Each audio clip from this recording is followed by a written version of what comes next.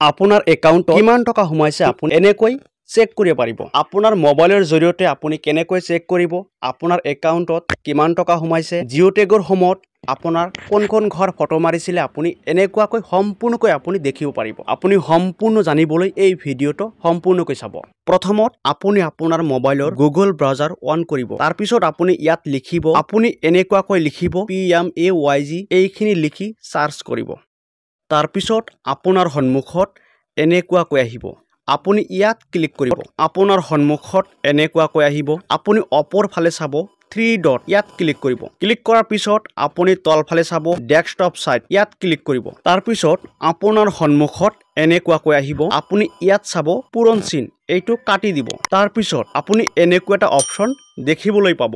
আপুনি ইয়াত চাব ষ্টেক হোল্ডাৰ্ছ ইয়াত ক্লিক কৰিব।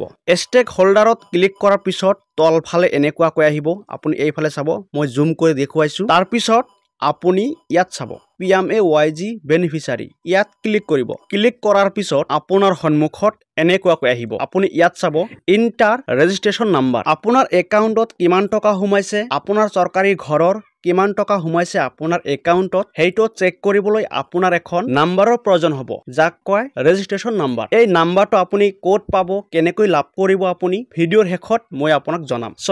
আপুনি সেই নাম্বাৰটো ইয়াত বহুৱাই দিব। ৰেজিষ্ট্ৰেশ্যন নাম্বাৰটো আপুনি ইয়াত বহুৱাৰ পিছত এই কেপচাৰ কোডটো আপুনি ইয়াত বহুৱাই দিব। দিয়াৰ পিছত আপুনি এইফালে চাব সাবমিট ইয়াত ক্লিক কৰিব। আপুনি ক্লিক কৰাৰ পিছত আপুনি তলফালে চাব, তলফালে আপোনাৰ সন্মুখত এনেকুৱাকৈ শ্ব' কৰিব আপোনাৰ ডিষ্ট্ৰিক্ট পঞ্চায়ত বা আপোনাৰ গাঁৱৰ নাম আপুনি এনেকুৱাকৈ দেখিব। তাৰ পিছত আপুনি তলফালে যাব। যেতিয়া আপুনি তলফালে আহিব আপোনাৰ সন্মুখত বেংকৰ ডিটেইলছ শ্ব' কৰিব। ওকে, এইফালে চাব আপুনি চেণ্ট্ৰেল বেংক। তাৰ পিছত আপুনি তলফালে যাব। আপুনি তলফালে অহাৰ পিছত আপোনাৰ একাউণ্টত কিমান টকা সোমাইছে আপুনি ইয়াত পাব। এইফালে চাব 32,500 টকা সোমাইছে।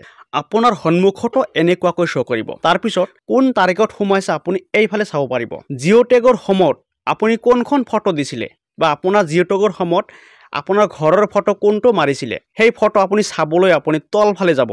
আপুনি যেতিয়া তলফালে আহিব আপুনি আপোনাৰ সন্মুখত এনেকুৱাকৈ শ্ব' কৰিব।